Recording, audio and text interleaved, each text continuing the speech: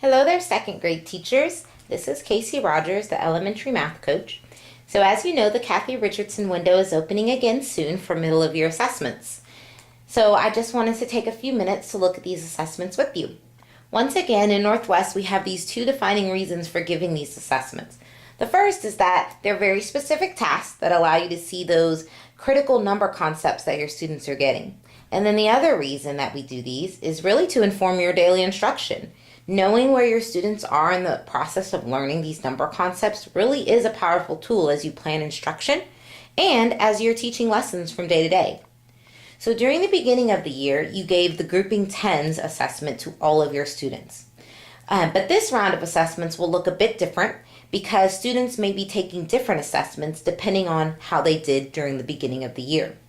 If you have students that met the end of year expectation for a task during the beginning of the year, they will not have to be reassessed on that task.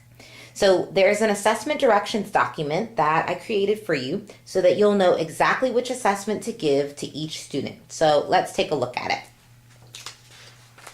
This document is already in NetSchool for you so that you'll be able to look at it on your own also. So on the grouping tens assessment at the beginning of the year, if a student was able to name the quantity of 34 using place value, they do not have to be reassessed on this part of this assessment. So you'll notice on your class recording sheet from the beginning of the year, if you had students that were in this column, they used place value to determine that quantity easily without really having to have to count again, then you would not have to reassess those students on this particular task again. So also, if a student was able to name the original quantity and counted by both 5s and 2s accurately and easily, so on the back of that student interview sheet, you do not have to reassess them again on that particular portion. All other students need to be reassessed on the entire task. So you will then give part 1 from this next book, from the addition and subtraction book, the 2-digit addition and subtraction. You'll then give part 1, adding up tens and using symbols, to all of your students. The subtraction portion of the assessment will be given at the end of the year. So you'll give the front section, the front page of the student interview sheet to all of your students, but the back with the subtraction, you will save that for the end of the year. So then let's take a look at your class recording sheet.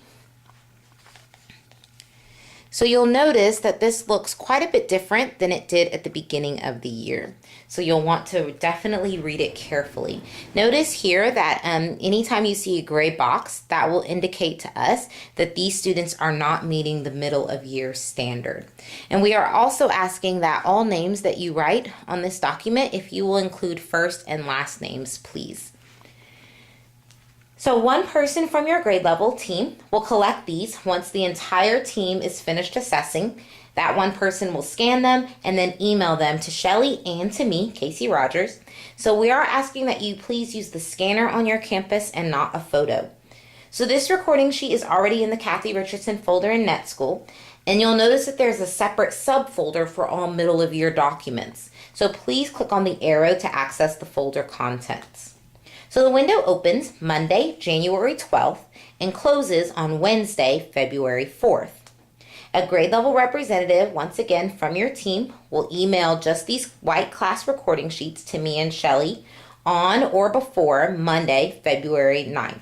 You do not have to send us your individual student documents, those green student interview sheets, only this white class recording sheet from each person on your team.